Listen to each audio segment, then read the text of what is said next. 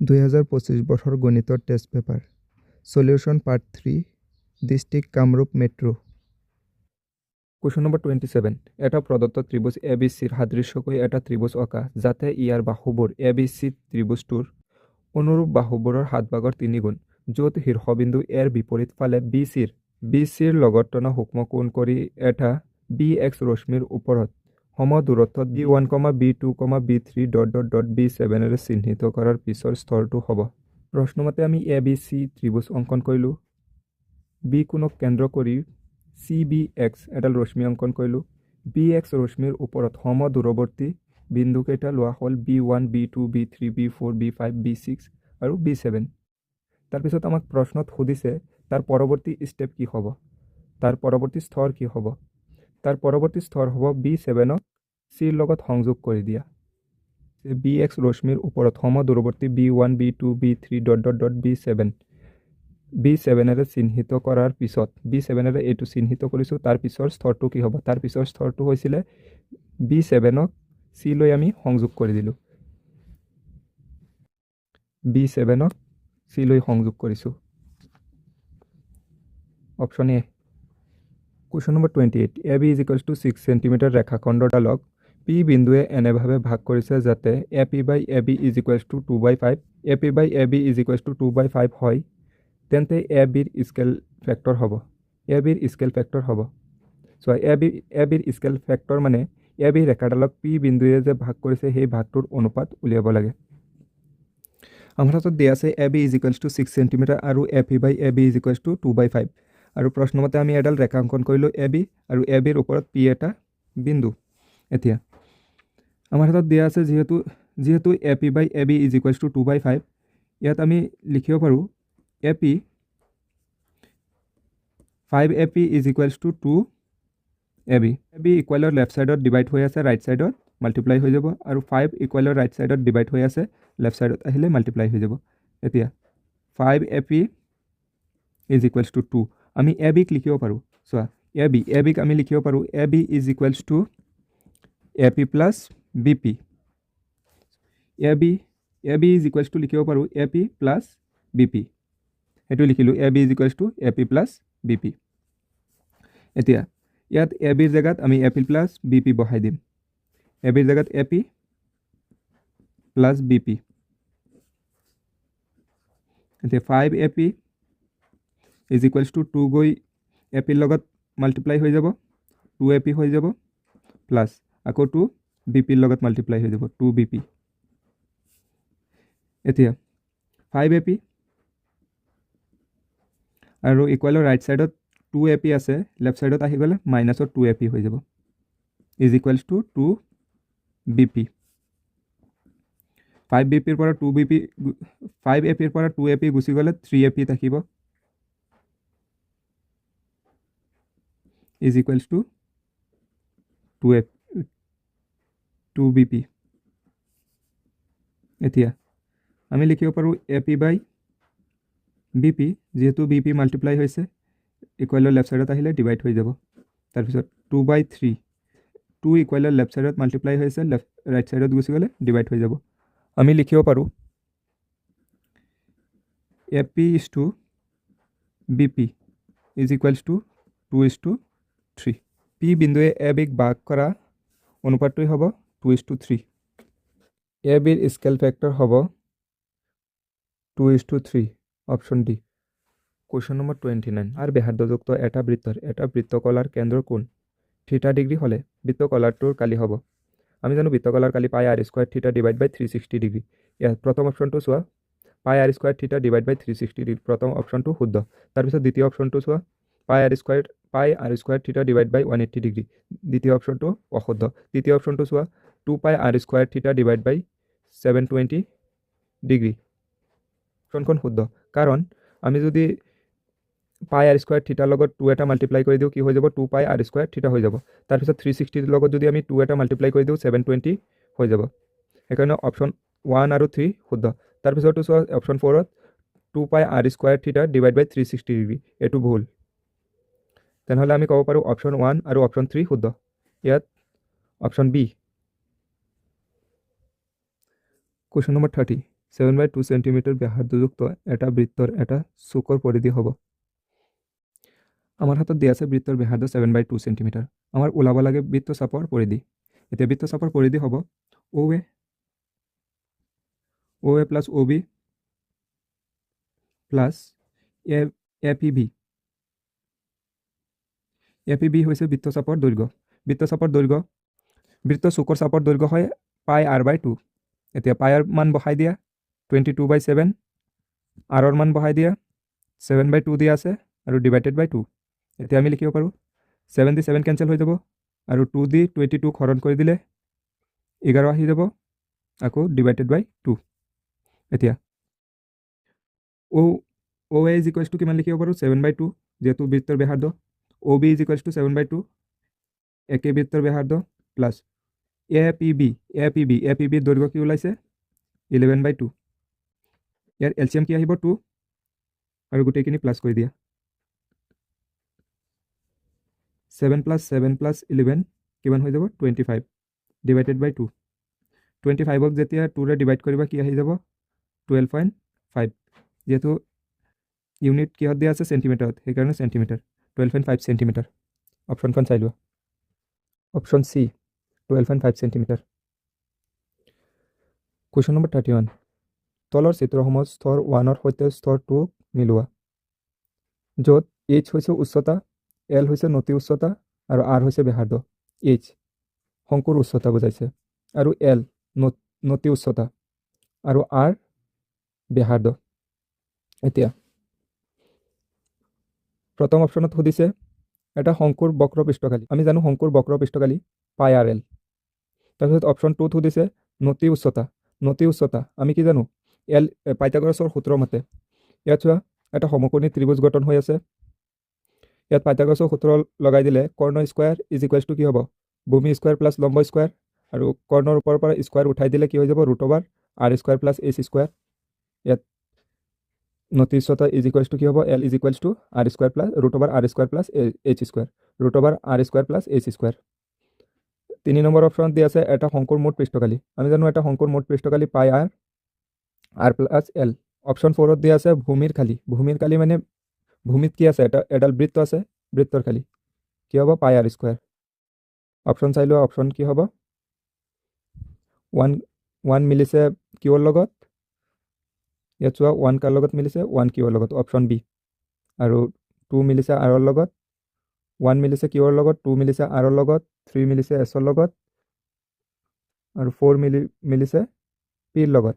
ইয়াত 4 দিব লাগিছিল 3 লিখি দিছে, অপশ্যন বি।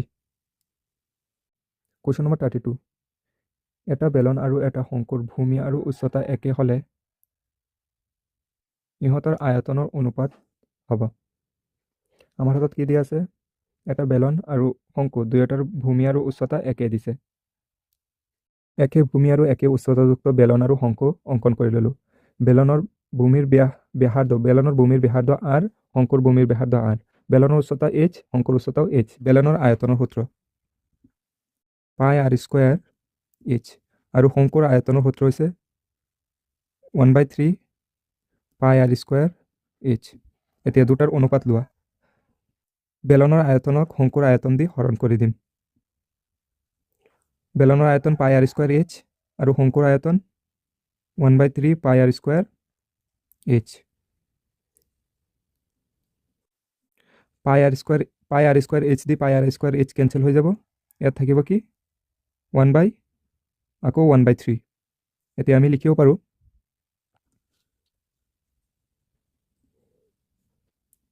1 ডিভাইডেড বাই 1/3। আকৌ লিখিব পাৰোঁ 1 × 3/1। যেতিয়া ডিভাইডক মাল্টিপ্লাইত চেঞ্জ কৰি দিওঁ তেতিয়া কি হৈ যায় ইনভাৰ্চ হৈ যায়, তলৰটো ওপৰত উঠি যায় ওপৰটো তলত। এতিয়া আমি লিখিব পাৰোঁ আকৌ 3 × 1 3 আৰু ডিভাইডত 1 3/1। আকৌ আমি লিখিব পাৰোঁ 3:1। অপশ্যনখন চাই লোৱা, অপশ্যন এ 3:1। কুৱেশ্যন নম্বৰ 33, প্ৰত্যেকৰে আয়তন 125 সেন্টিমিটাৰ কিউব বিশিষ্ট দুটা গণক মূৰে মূৰে সংযোগ কৰিলে সৃষ্টি হোৱা আয়তীয় গণকটোৰ দিশ হ'ব। দিয়া আছে গণকৰ আয়তন 125 সেন্টিমিটাৰ কিউব। গণকৰ আয়তনৰ সূত্ৰ হৈছে গণকৰ ছাইডৰ কিউব কৰি দিলে গণকৰ আয়তন ওলাই যায়। এতিয়া যেহেতু দিয়া আছে 125 সেন্টিমিটাৰ কিউব, সেইকাৰণে আমি এ কিউব কৰিলে কি ওলাই যাব? এ কিউব হৈছে গণকৰ আয়তন, তেনেহ'লে আমি লিখিব পাৰোঁ এ কিউব ইজ ইকুৱেলছ টু 125। এতিয়া ইকুৱেলৰ লেফ্ট ছাইডৰ পৰা কিউব উঠাই দিলে ৰাইট ছাইডত কিউব ৰুট হৈ যায়, কিউব ৰুট অফ 125। এতিয়া এ ইজ ইকুৱেলছ টু আমি 125ক কেনেকৈ লিখিব পাৰোঁ? 5 পূৰণ 5 পূৰণ 5। যেহেতু কিউব ৰুট আছে, কিউব ৰুট থাকিলে 3টাৰ পৰা এটা ওলাই আহে, ইয়াৰ মান কিমান ওলাই যাব? 5। একক কিহত দিয়া আছিলে? চেণ্টিমিটাৰত দিয়া আছিলে, সেইকাৰণে আমি লিখিব পাৰোঁ 5 চেণ্টিমিটাৰ। তেন্তে ইয়াৰ মান ওলাই গ'ল 5। তাৰপিছত কৈছে এনেকুৱা গণক দুটা একেলগতে জইন কৰি দিলে পৰৱৰ্তী যিটো আয়তীয় গণক হ'ব সেইটোৰ দিশ কিমান হ'ব? ইয়াত ইয়াৰ মান ওলাই গৈছিলে 5 আৰু ইয়াতো লিখিব পাৰোঁ ইয়াৰ মান 5। ইয়াৰ পৰা ইয়াত চোৱা দুটা আয়তীয় গণক মূৰে জইন কৰিছোঁ, ইয়াৰ প্ৰতিটোৰ দিশ কিমান আছে? 5 চেণ্টিমিটাৰ। তেনেহ'লে যিটো আয়তীয় গণক হ'ব দুটা জইন কৰাৰ পিছত সেইটোৰ দিশ কিমান হৈ যাব? 5 + 5 10 চেণ্টিমিটাৰ। অপশ্যনখন চাই লোৱা। Option C 10 centimetre. Question number 35, প্ৰদত্ত তথ্যৰ বহুলক হ'ব। আমি জানো বহুলক যিটো আটাইতকৈ বেছিবাৰ আহিব সেইটোৱে হ'ব তাৰ বহুলক। 4 কেইবাৰ আহিছে?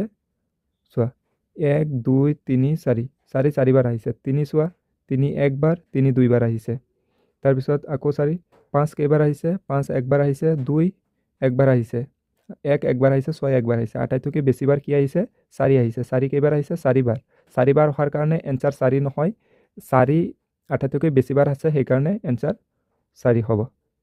Option C. কুৱেশ্যন নম্বৰ 36, 5টা সংখ্যাৰ মাধ্য 10 যদি প্ৰতিটো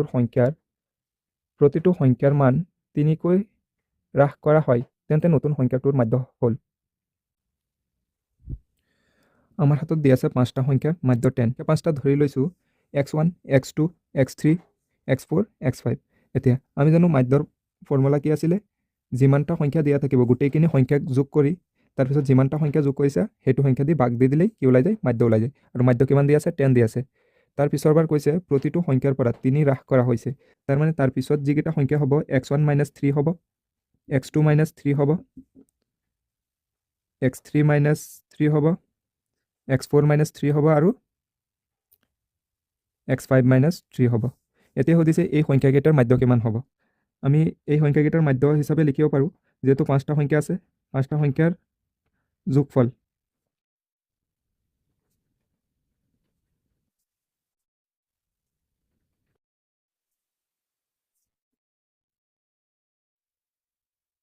তিনি হ্ৰাস হৈ যোৱাৰ সংখ্যাকেইটা হৈছে x1 - 3, x2 - 3, x3 - 3, x4 - 3, x5 - 3। তাৰ নতুন সংখ্যা 5টাৰ মাধ্য কি হ'ব? গোটেইখিনি সংখ্যাক প্লাছ কৰি আমি যিহেতু 5টা সংখ্যা আছে সেইকাৰণে 5 দি ডিভাইড কৰি দিম। তাৰপিছত চোৱা এতিয়া গোটেইখিনি x1 x2 x3 x4 x5 গোটেইখিনি প্লাছত আছে, সেইকাৰণে আমি লিখিব পাৰোঁ x1 + x2 + x3 + x4 + x5। আৰু বাকী যিমানকেইটা আছে ইয়াতো 3 চোৱা -3 -3 -3 -3 -3 -3 কেইটা আছে? 5টা আছে, তাৰমানে 5 3 × -3 × 5 কৰি দিব পাৰোঁ। আৰু হৰণত কিমান আছিলে? 5। এতিয়া আমি লিখিব পাৰোঁ x1 + x2 + x3 + x4 + x5 divided বাই 5 কৰি দিলোঁ।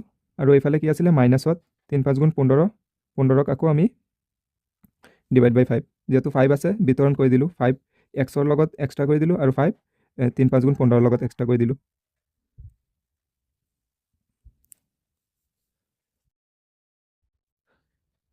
এতিয়া ইয়াত চোৱা x1 + x2 + x3 + x4 + x5 divided বাই 5 আছে। ইয়াৰ মান কিমান দিয়া আছিলে? 10 দিয়া আছিলে। ইয়াত আমি 10 লিখিব পাৰোঁ আৰু মাইনাছ 15/5 কিমান হ'ব? 3, 10 - 3 7। এনচাৰ হৈ যাব 7। অপশ্যনখন চাই লোৱা। Option D 7। কুৱেশ্যন নম্বৰ 37, এটা শিশুৰ এটা লডুগুটি আছে যাৰ 6খন পিঠি তলত দেখুওৱাৰ দৰে আখৰ ওলায়। প্ৰথম পিঠিত এ আছে, দ্বিতীয় পিঠিত বি, তৃতীয় পিঠিত চি, চতুৰ্থ পিঠিত আকৌ চি, পঞ্চম পিঠিত ডি আৰু ষষ্ঠম পিঠিত বি। এতিয়া চোৱা প্ৰথম অপশ্যনত কৈছে এ পোৱাৰ সম্ভাৱিতা। আমি জানো মুঠ ফলাফল কেইটা আছে যেহেতু লুডুগুটি 6টা পিটি আছে 1 2 3 4 5 6 তেনেহ'লে মুঠ ফলাফলৰ সংখ্যা কিমান 6 আৰু ইয়াত এ কেইটা আছে এ এটা আছে তেনেহ'লে এ পোৱাৰ সম্ভাৱিতা হ'ব 1/6 তাৰপিছত চোৱা দ্বিতীয় ক্ষেত্ৰত কৈছে বি পোৱাৰ সম্ভাৱিতা বি কেইটা আছে টোটেল বি আছে দুটা তেনেহ'লে বি পোৱাৰ সম্ভাৱিতা হ'ব 2/6 ইয়াত দিয়া আছে কি 1/6 তেনেহ'লে এইটো ভুল প্ৰথমটো শুদ্ধ দ্বিতীয়টো ভুল তাৰপিছত তৃতীয় নম্বৰত কৈছে চি পোৱাৰ সম্ভাৱিতা চি চোৱা কেইটা আছে দুটা আছে আৰু মুঠ ফলাফল কেইটা আছে 6টা তেনেহ'লে 2/6 হ'ব 2/6 মানে কি 1/3 ইয়াত কি দিয়া আছে চি পোৱাৰ সম্ভাৱিতা 2/3 হ'ব নোৱাৰে 1/3 হ'ব তৃতীয় নম্বৰো অশুদ্ধ 4 নম্বৰত চোৱা কৈছে ডি পোৱাৰ সম্ভাৱিতা ডিৰ সংখ্যা কিমানটা আছে ডি এটা আছে তেনেহ'লে ডি পোৱাৰ সম্ভাৱিতা কিমান হ'ব 1/6 ডি এটা আছে মুঠ ফলাফলৰ সংখ্যা 6 1/6 তেনেহ'লে 1 আৰু 4 শুদ্ধ এতিয়া অপশ্যন চোৱা 1 আৰু 4 শুদ্ধ উত্তৰটো বাছি ওলোৱা শুদ্ধ উত্তৰ কি হ'ব 1 আৰু 4 কুৱেশ্যন নম্বৰ 38 ভালদৰে মিহলোৱা 52খন কাৰ্ড থকা এযোৰ তাজপাতৰ পৰা এটা কাৰ্ড টানি লোৱা হ'ল টানি পোৱা পাতখন মুখ কাট হোৱাৰ সম্ভাৱিতা চ' আমাৰ হাতত দিয়া আছে 52টা টাচ তাৰপিছত মুখ কাৰ্ডৰ সংখ্যা আমি জানো মুঠ কাৰ্ডৰ সংখ্যা কিমান দিয়া আছে 52 তাৰ ভিতৰত মুখ কাৰ্ডৰ সংখ্যা আছে 12টা এতিয়া মুখ কাট পোৱাৰ সম্ভাৱিতা কিমান হ'ব